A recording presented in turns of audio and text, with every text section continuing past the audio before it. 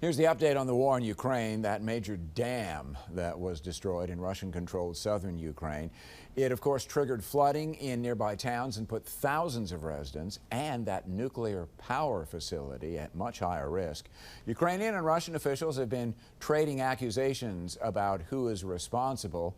And all this comes as Ukraine is believed moving toward its long-planned counteroffensive against the Russian invaders.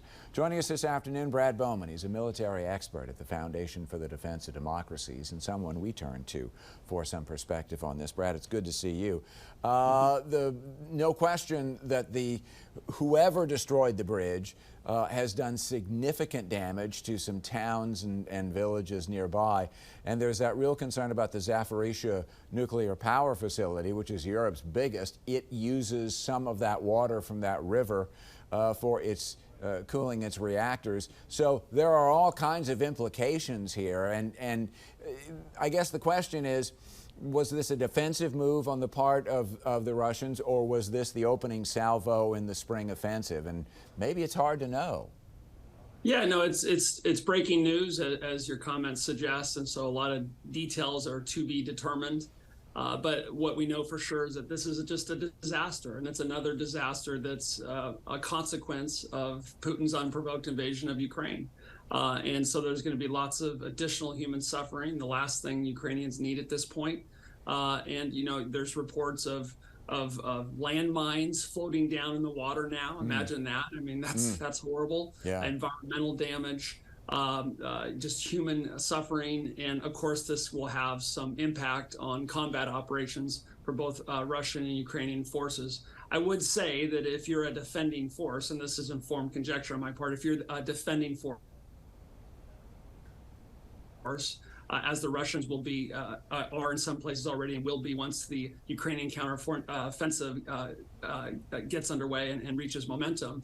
One of the things a defending force would do you'd want to increase the obstacles that the assaulting force would have to deal with, and that would be a reason why the Russian forces, that Russia, the Kremlin, would want to do this. I'm not saying that's what happened, but that could be one explanation. But we'll have to wait for facts to emerge. One thing we do know that's going on is a huge mine clearing operation, because apparently there are mines, some of which were put in the ground by the Ukrainian forces, some of which were put in by the Russian forces. But if the Ukrainian forces are to advance on the Russian positions, they've got to get through those minefields, and that might be job one here.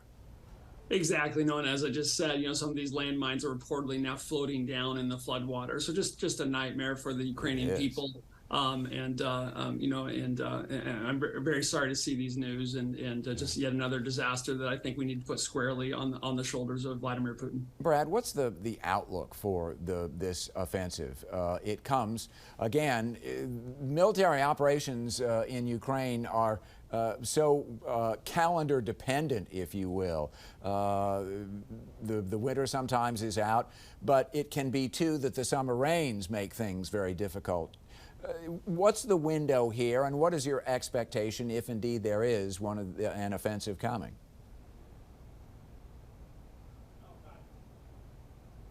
You know, this Ukrainian counteroffensive, you know, the United States and our European allies have provided tens of billions of dollars in security assistance to Ukraine. So on a political level, or from a political perspective, you know, there's an expectation for results as a result of all that security assistance. And determining the exact starting point of the counteroffensive has become a little of a cottage industry, you know, in the United States. It's harder than it sounds, honestly, for two primary reasons. One is Russian disinformation, which they have honed going back to the days of the Cold War, and have actively been engaging since the invasion, the massive re-invasion last year on February 24th, and also that the Ukrainians are not eager to reveal their hand to the Russian forces to make their job easier. So for those two reasons, you know, determining some of the specifics are more difficult than it sounds. But here's three things for your viewers to look at to kind of get a sense of what's going on. Look for the size of Ukrainian units that we're looking at. So are we talking about platoon and companies maneuvering?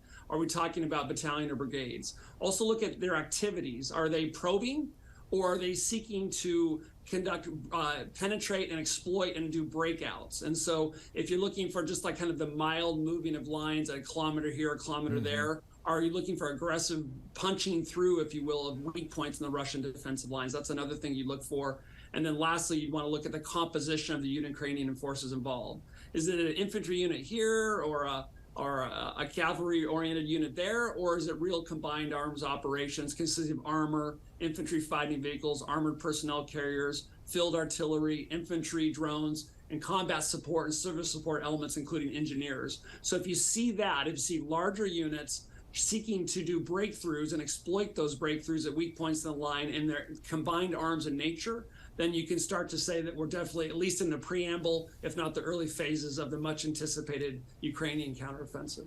We like to talk to Brad Bowman because he puts things in such useful perspective here on what's going on.